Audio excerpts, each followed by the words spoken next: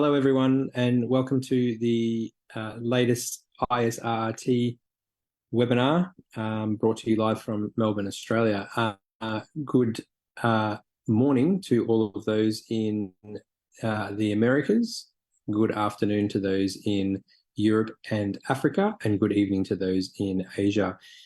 Today, we're bringing you a snapshot of radiation therapy. This is a little bit different from our usual format for the Isrrt webinar, so we really hope that you do enjoy this.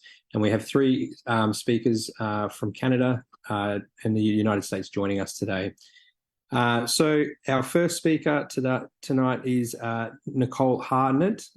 So Nicole is the Director of the Accelerated Education Program of the Radiation Medicine Program at the Princess Margaret Centre and an Assistant Professor in the Department of Radiation Oncology at the University of Toronto, and the Director Curriculum for the Institute of Medical Science, Faculty of Medicine, also at the UT. Nicole was the Principal Investigator for the Clinical Specialist Radiation Therapist Project Series at Cancer Care Ontario from 2004 to 2016, garnering over $5 million in financial support over 12 years to support the development of advanced radiation therapy practice in Ontario, Canada. She now serves as the chair of the Advanced Practice Certification Steering Committee for the Canadian Association of Medical Radiation Technologists. And welcome, Nicole, to the webinar, and looking forward to seeing your talk. Thank you.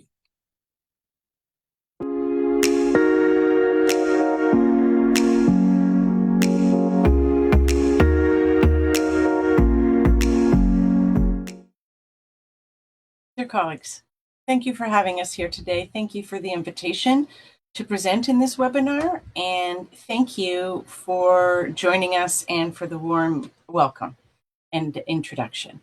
So we're here today to talk about a new healthcare provider role called the Advanced Practice Radiation Therapist.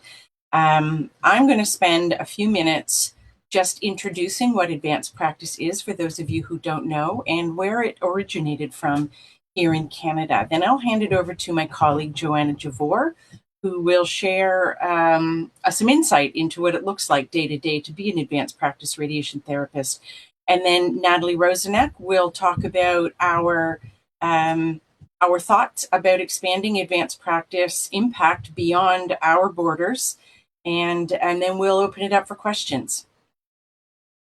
So in Ontario in 2001, we were suffering from systemic pressures in the radiation treatment service.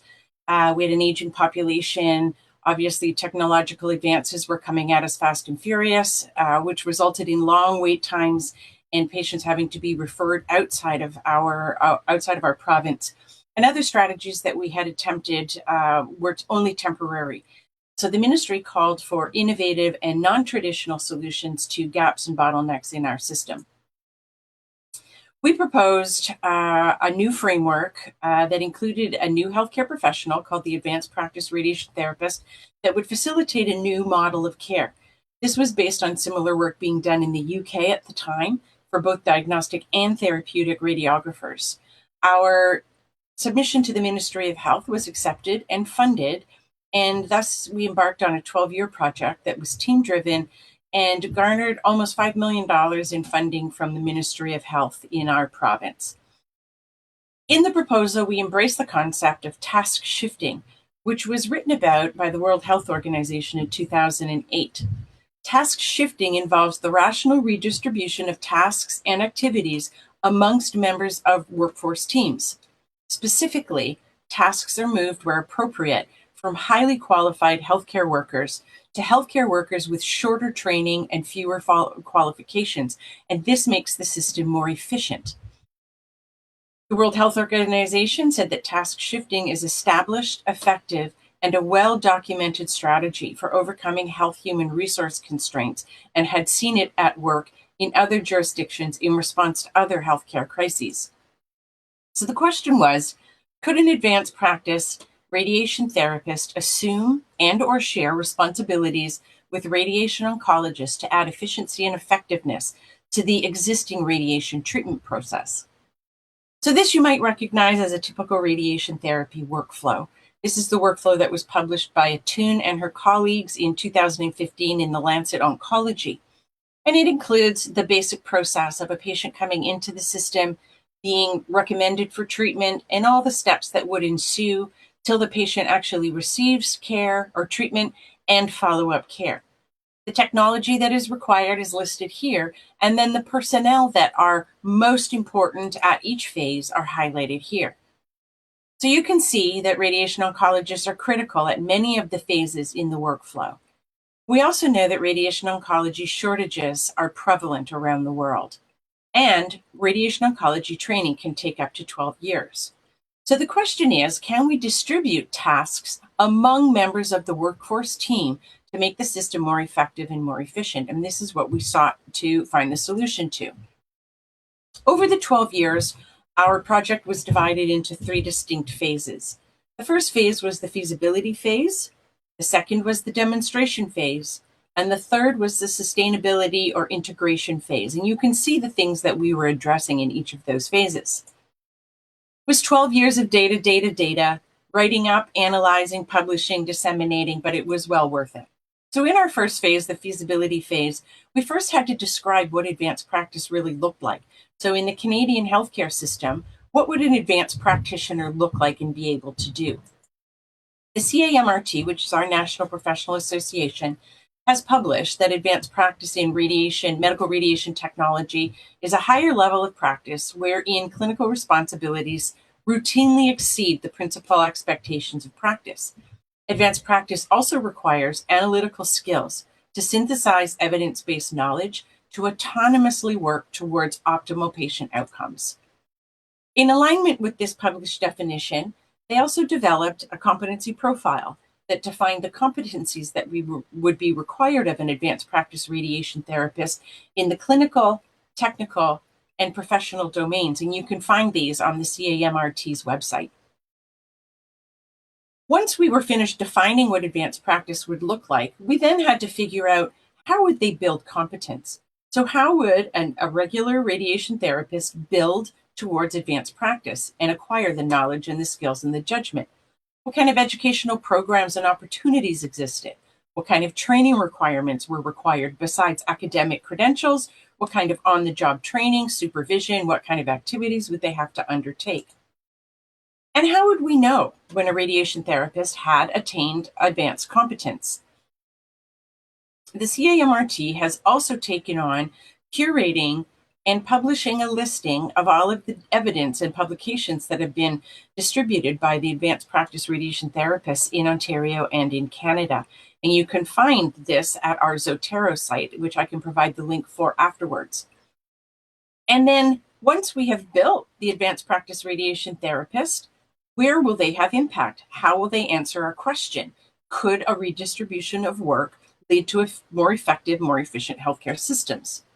Well, if we go back to our radiotherapy workflow, the typical workflow, and we again revisit all the places where radiation oncologists are implicated in the process, you will see that we were able to prove that advanced practice radiation therapists could conduct new treatment, new patient consults, and implement decisions to treat with radiotherapy. They could prescribe radiation treatment competently.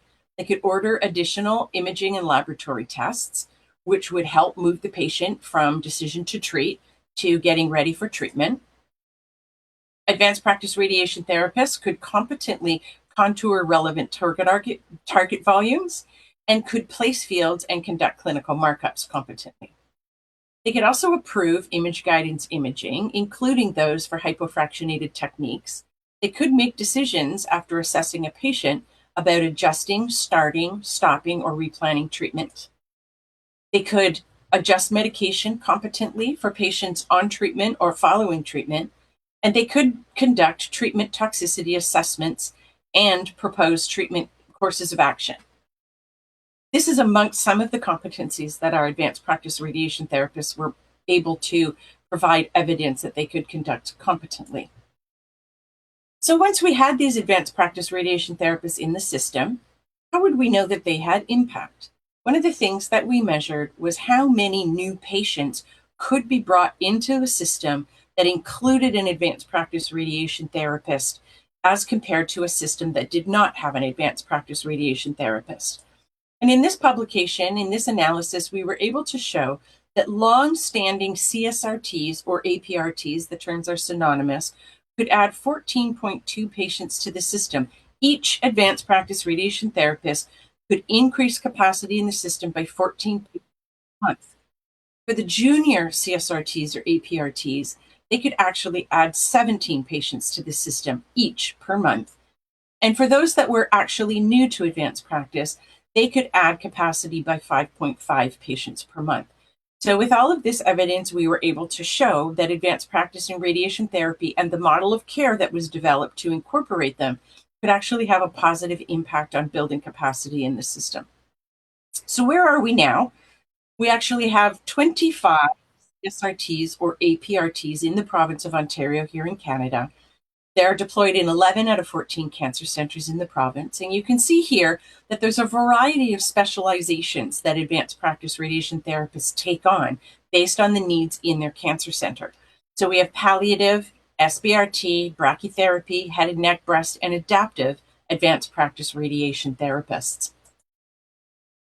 In addition to deploying and consistently implementing advanced practice in Ontario, the National Association, the CAMRT, created and launched a certification process for advanced practice in radiation therapists. This three-step process allows radiation therapists who are interested in becoming advanced practice radiation therapists to actually prove that they have the competence to function as an advanced practice radiation therapist. And once they have successfully completed the three-step process, they're able to call themselves an advanced practice radiation therapist and have this credential. Only those advanced practice radiation therapists who have completed this process are able to use this credential. Similar processes exist in the UK. Estro has published a definition of what advanced practice is. The Australian Society for Radiation Technology has also got a certification process. And because we are all working towards advanced practice, we have struck a number of international collaborations. And the goal of these international collaborations is to increase advocacy for advanced practice, to ensure accurate standard setting, to harmonize our definition and description and understanding of what advanced practice is, and to embark on new horizons. As such, we have an international community of practice, which has 70 members and growing every week from 17 different countries, some that have advanced practice established, some that are working towards establishing advanced practice. And we have established our LT-RAP conference, which happens every 2 years and is dedicated solely to advanced practice in radiation therapy. So this is a think tank for all of our global partners in advanced practice. And one of the things that has surfaced in our deliberations is the fact that we're well aware that global access to radiation therapy is a problem in many countries in the world and regions in the world. And the question arose is whether advanced practice in radiation therapy can actually contribute to easing that problem. And my colleague, as I mentioned, Natalie Rosenek, will talk about this in the final presentation of this series. So with that, I will thank you for listening, and I will hand it off to my colleague, Joanna Javor.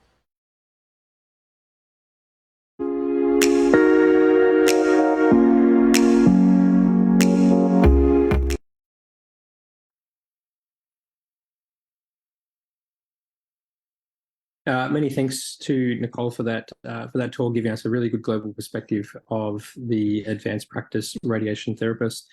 We're going to move on to our next presentation. Our next presentation is Joanna Javor. Joanna graduated from the University of Toronto in the Michener Institute for Applied Health Sciences in 2006. She initially started her career in Credit Valley Hospital before moving to the Princess Margaret Cancer Centre in 2007. She worked on the treatment unit, CT simulator, palliative triage, and treatment planning. In 2018, she completed her master's degree in health sciences in medical radiation sciences through the University of Toronto. She has started as a clinical specialist radiation therapist in the palliative radiation oncology program in 2007.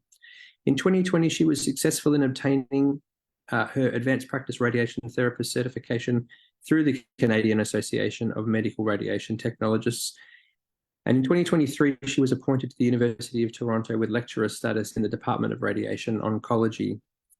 As an APRT, Joanna's role is a combination of clinical research, leadership, and educational activities. She has written numerous peer-reviewed publications, mainly focused on improving the quality of care for palliative radiotherapy patients. She has led several quality improvement initiatives aimed at reducing bottlenecks and improving efficiency in the radiation therapy system. She has participated in several projects promoting APRTs, including a CAMRT white paper, and presented at national and international conferences on how APRT and CSRTs improve access to care for palliative patients. And she's also part of the mentorship committee welcoming new APRTs to the role. Joanna's talk is just going to be a snapshot of what an APRT does and can do. Thank you, Joanna.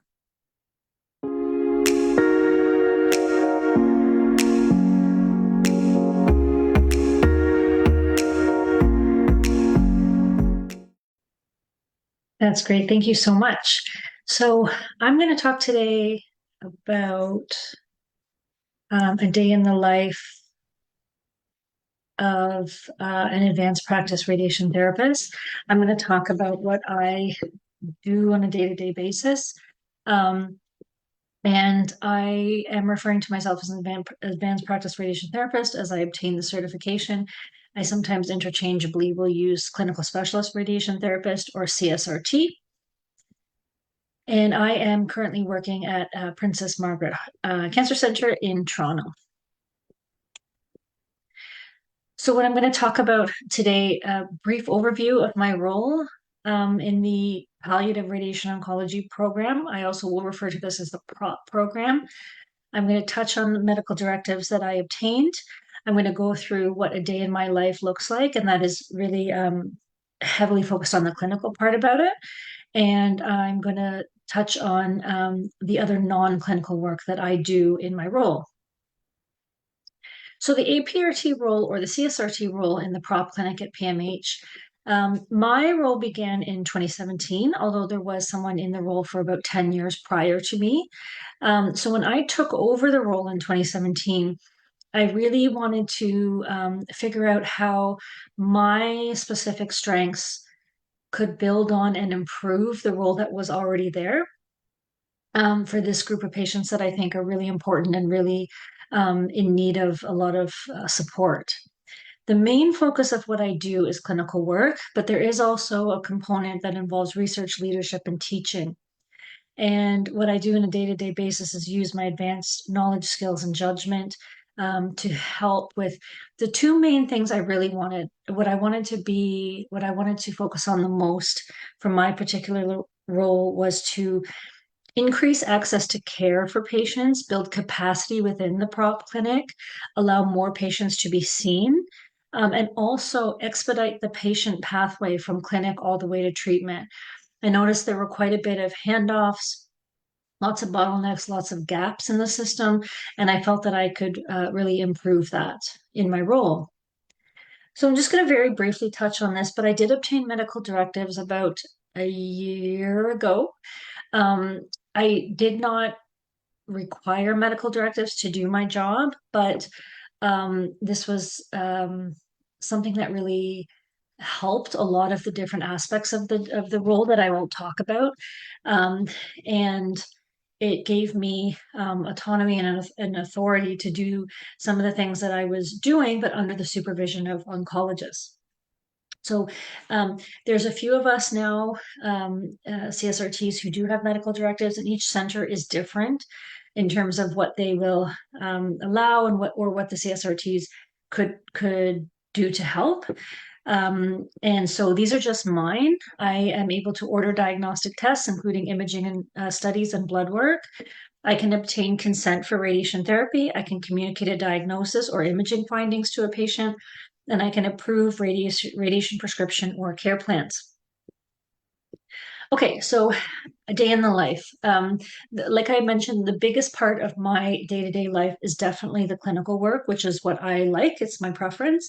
I enjoy it a lot.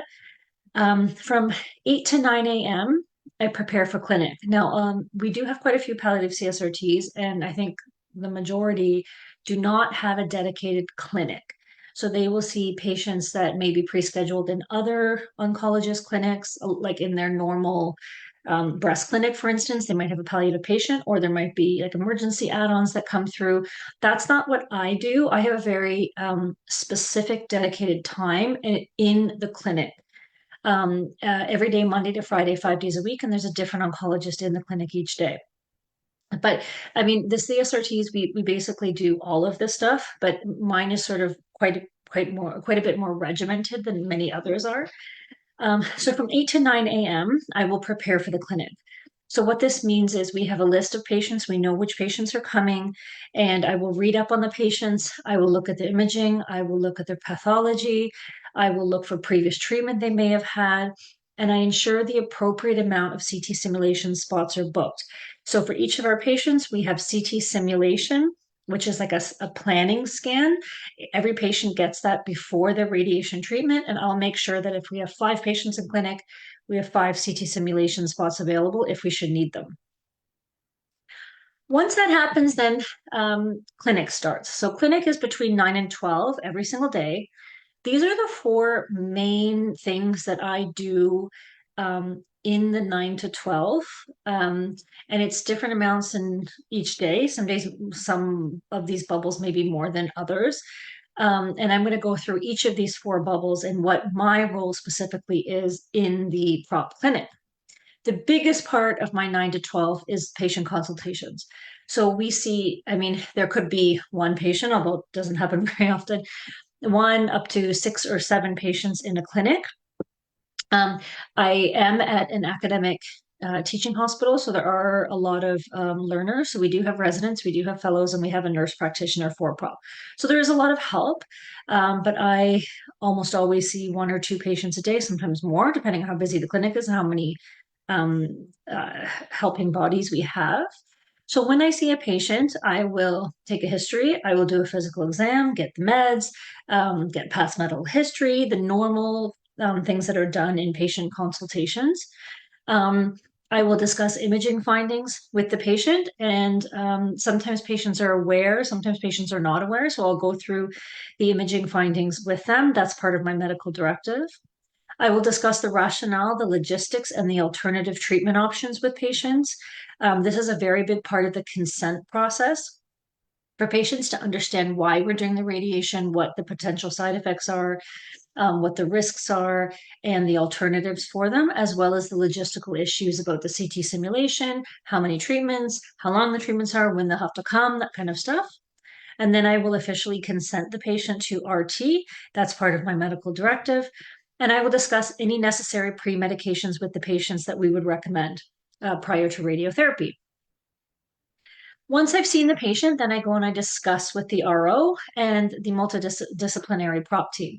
I'm very lucky to work with a group of many different experts and learners in the prop clinic. And all of us together, as long as we're available, not in the room seeing a patient, we will listen to the person presenting to the radiation oncologist. And we get really good feedback from each member of the team, which is fantastic. So I will discuss with the RO all the findings that I got on the physical exam, as well as the history. I will discuss previous radiotherapy with the doctor and dose limitations. I will discuss dose fractionation and when I'm discussing dose fractionation, what I suggest we should give to the patient, that's always based on evidence. There's a lot of research on palliative radiation doses. I will discuss and suggest patient positioning, the treatment technique, when we should start, if it's urgent, if it can wait, if we need any tests prior to starting the radiation. I will also discuss image guidance considerations. We do a sort of a mini CT prior to each radiation treatment for every single patient, and I'll discuss any considerations around that. For instance, maybe we should make sure the treatment unit knows to match to this particular structure instead of a different one, tolerance for image matching, etc. I will discuss with the radiation oncologist pre-medications that I've suggested to the patient. I will suggest any referrals that I think the patient could benefit from. And if required, I can order diagnostic tests or blood work, especially if some of these things need to be done prior to our deciding on treatment. And that's, again, part of my medical directive. I think the radiation therapist is a really valuable part of this entire case presentation, but really like these three specific parts I think are the most valuable that a therapist versus maybe a resident or a fellow or a nurse practitioner can really have good input, because this is what we do. This is what we know. We know this better than anybody else does. So the input to these three things specifically, I think, are huge. Although I think everything here is valuable. I think these three are the most, because really we are the experts in this above and beyond everybody else. And I know in my own experience, the radiation oncologists have really valued my input in these particular things. Okay, so something else I do is coordinate appointments. So this was the part where I discussed earlier that I want to really make the transition of patient from clinic to treatment as seamless as possible, minimizing handoffs. So I will coordinate all these patients with all these appointments with each patient. As I mentioned, the CT simulation. So I usually ahead of time, I will have made sure that that CT simulation is in, and then I will actually make sure it's booked. I will coordinate treatment when it starts. If there's a particular unit it should be on, we have different kinds of units that are capable of different things. I will also make sure a review appointment is booked. We see all of our patients in review, all of our patients on treatment in review once a week. And we do a 2-week phone follow-up call with those patients. So I make sure those are booked. I will also liaise with the RTT staff. So I will discuss with CT simulation about positioning considerations for patients. Maybe the patient can't lie flat. Maybe the patient needs to have a part of their body immobilized. I'll discuss that with the CT simulation staff. With the planning staff, I'll discuss planning considerations. For instance, maybe this should be a more conformal kind of radiation treatment, like we call that VMAT. Maybe we should do VMAT as opposed to simple fields.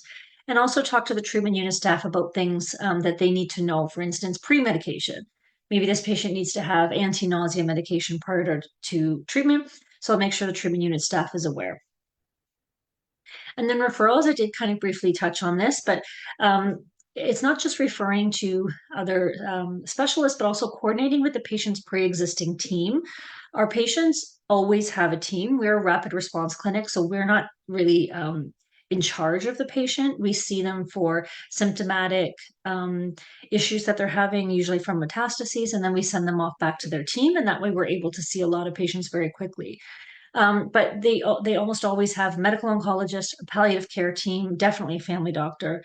So we will coordinate with or discuss with the medical oncologist, the palliative team, and the family doctor, either by our notes, by a phone call, by email, just to let them know what our plan is, so they can coordinate their treatment plan for the patient around that. For instance, with medical oncology, a lot of times our patients, we can't do radiation at the same time as they're on certain chemos or immunotherapy. So let the medical oncologist know when the radiation will start, when it will finish, so they can coordinate that. The palliative team, we let them know about maybe different alterations to the pain medication the patient could benefit from. And then we make referrals to like social work. Psychosocial is huge in our palliative team, and other specialists that the patient could benefit from, like dietitian or speech language. So that's like my 9 to 12, which is the heavy part of my day. Then there's post-clinic work.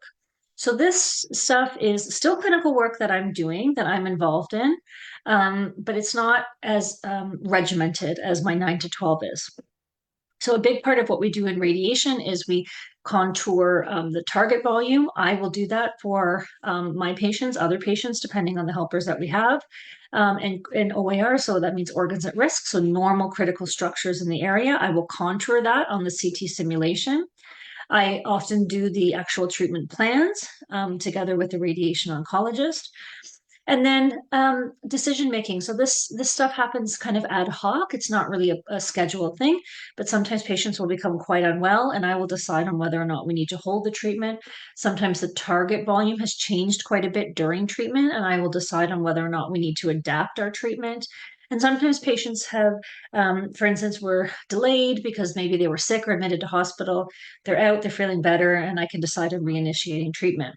I also see all the patients in the on-treatment review that's scheduled for once a week, and I do the 2-week follow-up calls for these patients.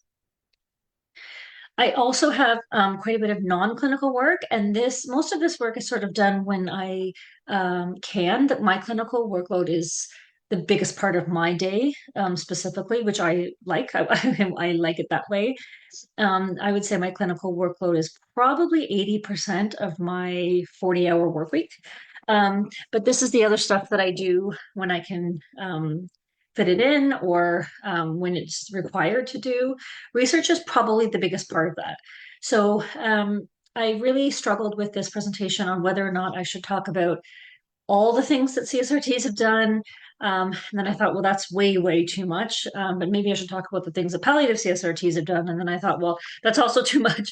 So in the rest of this, I'm just going to talk about what I've done and participated in. But I really want to make it known that, as Nicole mentioned earlier, like with the Zotero link that lists all the things that CSRTs have done, we have all participated in a million different versions of each of the things I'm going to talk about.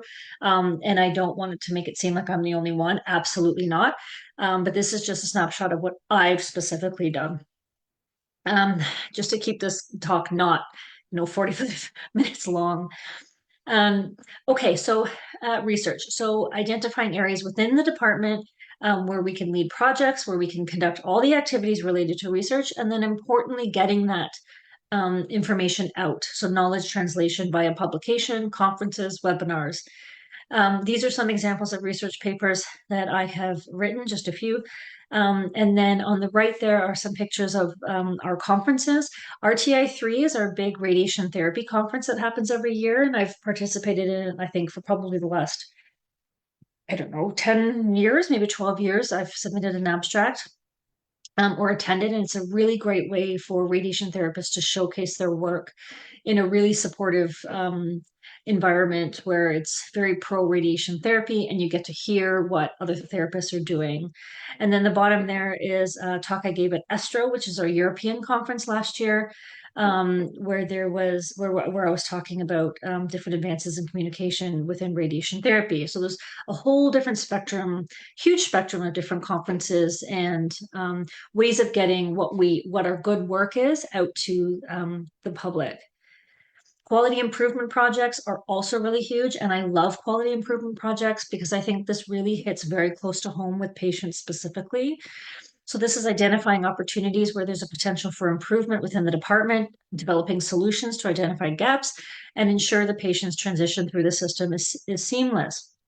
These are some examples of some quality improvement work I've done. So looking at our fast track process, so how well do we get patients through who are same day? Spoiler alert, not so well, but that's what I've been addressing for my last probably year worth of work has been how I'm fixing that process. I looked at eliminating tattoos, permanent tattoos for palliative patients. And another project I did a bit earlier on was looking at no-show patients in our CT stimulation department and how to improve that. Leadership is also a very big part. There are lots of leadership roles on different projects within the department as well as nationally. For my part, I've participated in quite a few leadership initiatives. This is just a few that I've listed here. So the top right there, we got a new planning software system in 2018, and I was the radiation therapy palliative super user on that, on implementing RayStation. So I was involved in figuring it out and writing the protocols, developing the workflows, and then teaching our fellow therapists as well as radiation oncologists how to use the system. The next two images there are different abstracts that my students have written, and I am the lead on a student now as well. So I am sort of supervising radiation therapy students through the Michener Institute. in research projects while they are a student in radiation therapy. And this, the picture at the bottom there was a big project where I was the radiation therapist lead on implementing a oligometastases program in our department, which was a huge undertaking. Education is also really, really big, and I spend a lot of time on education. A lot of it is ad hoc. It's not really something that is scheduled into my day. Sometimes it is, but a lot of it is, on the fly. People have questions, residents have questions, oncologists have questions, and I will just help out in that capacity. But there is, of course, things that we know about and plan for. So on the top right there is Nicole and I, and we welcomed two aspiring CSRTs and a radiation oncologist in Singapore who was super supportive of advanced practice in radiation therapy. And we had them for a few weeks, and they shadowed, Samantha came and shadowed me in clinic, as well as Dr. Tim. And we had certain meetings, and that was, I think, I hope, a really good learning experience for them. On the bottom right there is a video. I've made about 4 or 5 different videos for radiation therapy planning staff on how to use our planning software, RayStation, sorry, for planning palliative patients. So I've also done video teaching, and this is just a snapshot of one of those examples on electron planning. And on the left there is something that I do every year.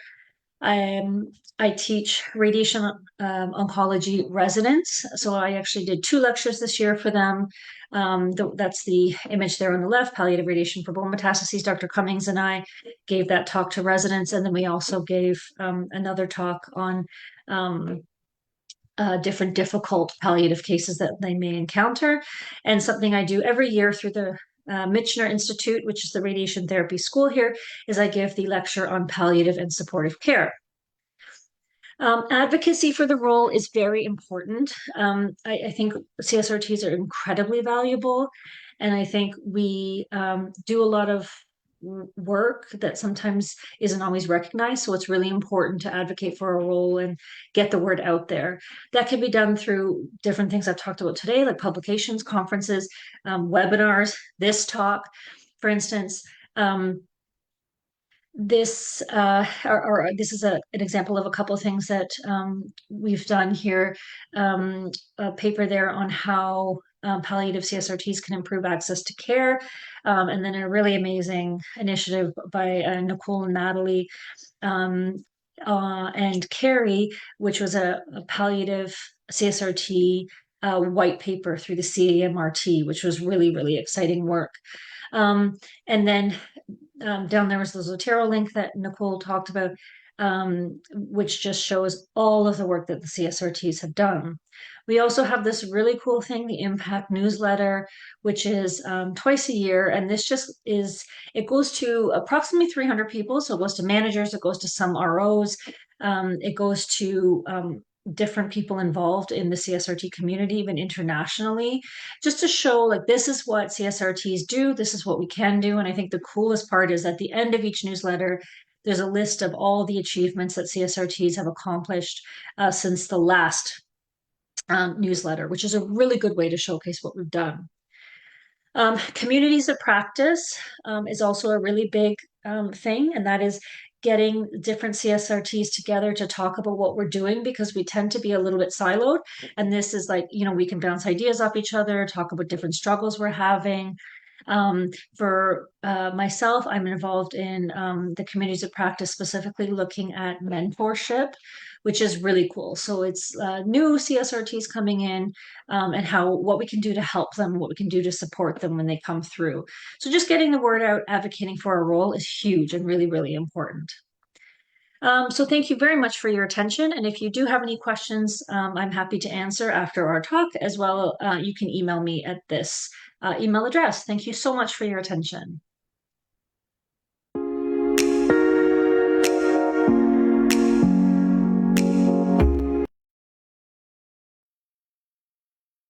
Thank you very much, Joanna. You seem like a very busy person, that's for sure. Moving on to our final speaker for tonight, and that is Natalie Rosenek. So Natalie is the manager of the radiation therapy department at the Stronach Regional Cancer Centre in Newmarket, Canada. She worked for 11 years as an advanced practice radiation therapist with a focus on improving patient care in palliative radiotherapy and improving access to care. Natalie graduated from the medical radiations program of the University of Toronto in the Michener Institute in 2009, and she has been working at the South Lake Regional Health Centre since 2010, both as a radiation therapist and clinical trials coordinator. In 2012, Natalie transitioned to advanced practice radiation therapy. She went on to complete her Masters of Science in Advanced Practice of Radiotherapy and Oncology from the Sheffield Hallam University 2018, and APRT certification with the CAM-RT in 2019. Natalie is a lecturer at the University of Toronto Department of Radiation Oncology, teaching family medicine residents and community care providers about palliative radiotherapy. Natalie's research interests involve improving the patient experience, exploring different interdisciplinary models of care, and improving global access to radiation therapy. She has co-authored several peer-reviewed papers and presented widely on advanced practice radiation therapy, palliation, and global challenges with respect to accessing radiation therapy treatment. She's also involved in several leadership initiatives locally, provincially, nationally, and internationally, and is the current co-chair of the APRT International Community of Practice. Natalie is going to be giving a presentation on the vision of how the APRT could help to improve access to radiation therapy in low to middle income countries. Thank you, Natalie.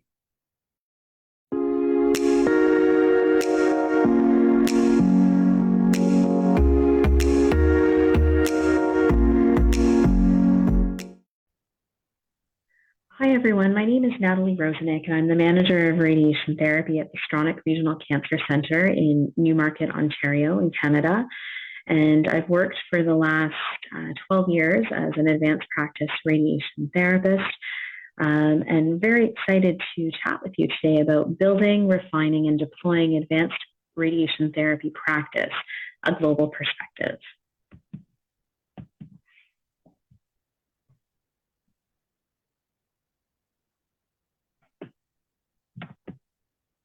So I have no disclosures or conflicts of interest.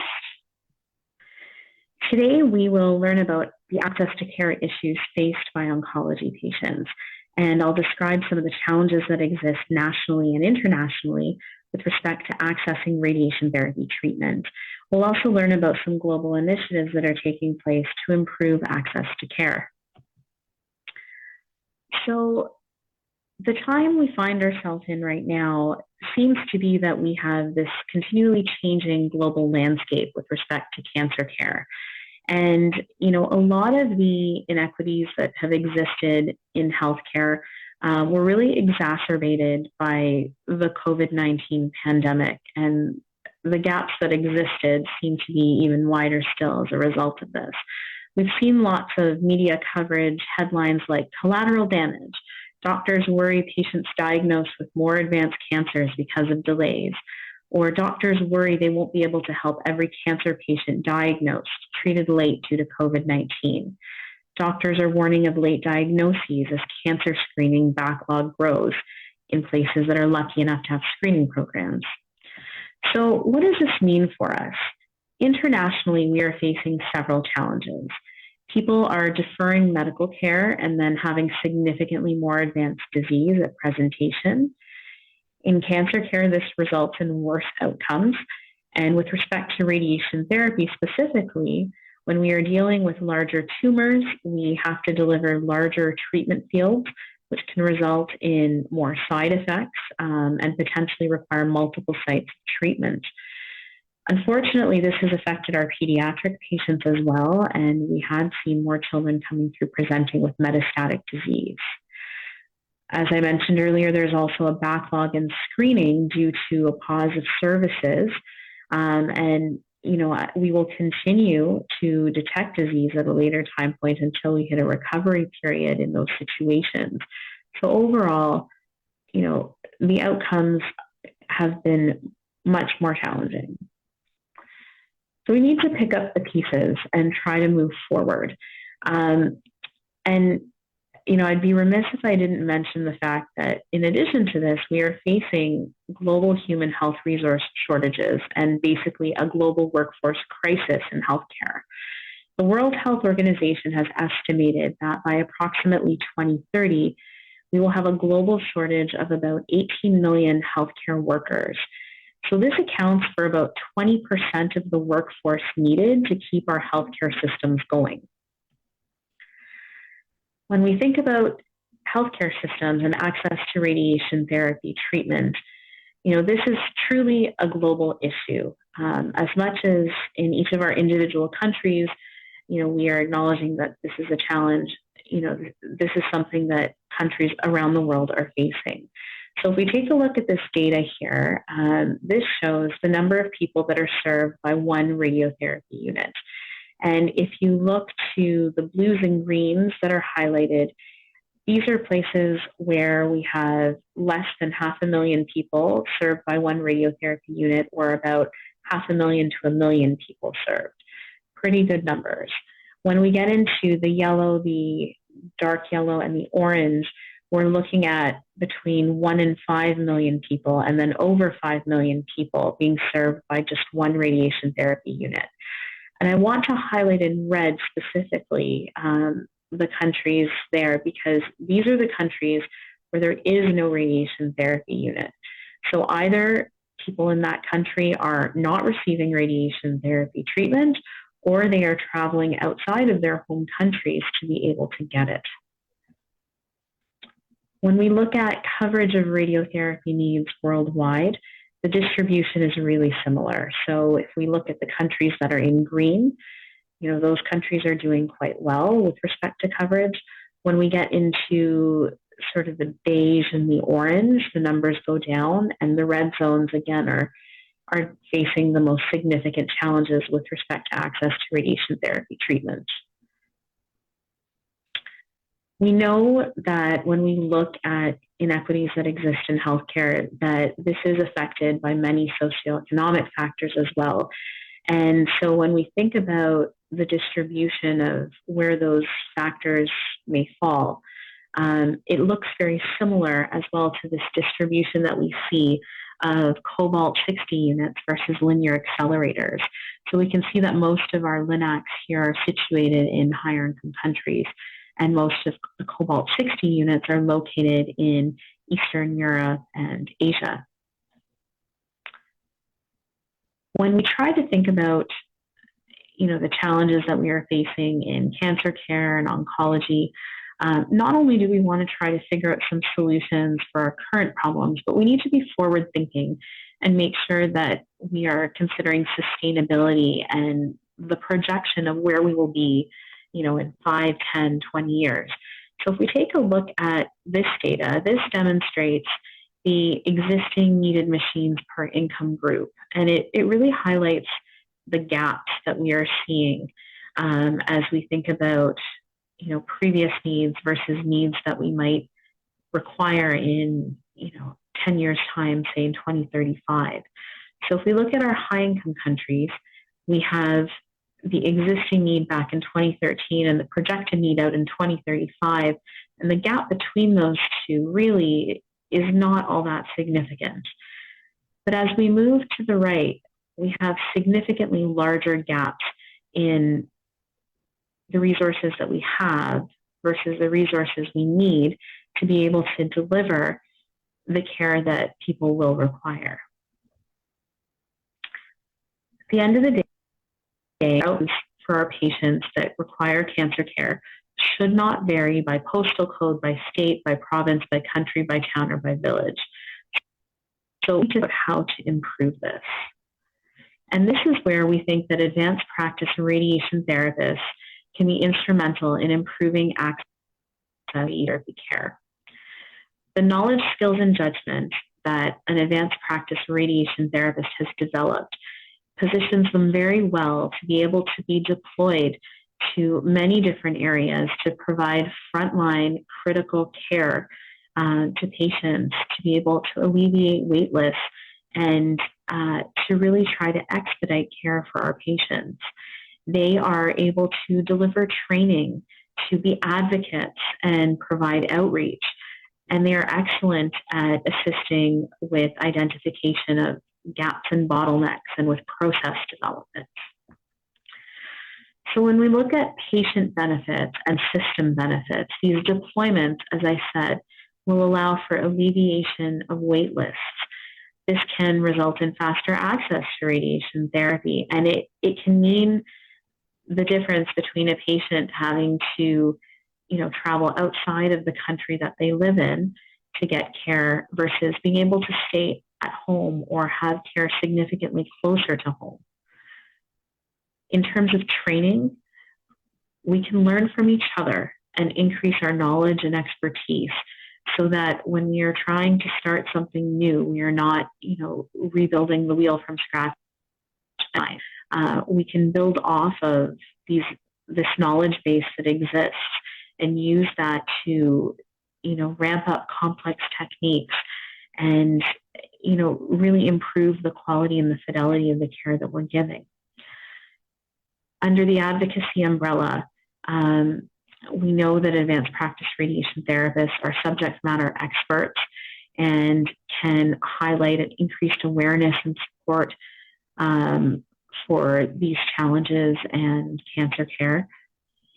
In terms of process development, advanced practice radiation therapists are very well positioned to look at systems and processes and being able to identify where there are gaps or bottlenecks, and then thinking about solutions to alleviate these gaps and bottlenecks results in an increase in throughput or capacity through the system and improves access to care overall.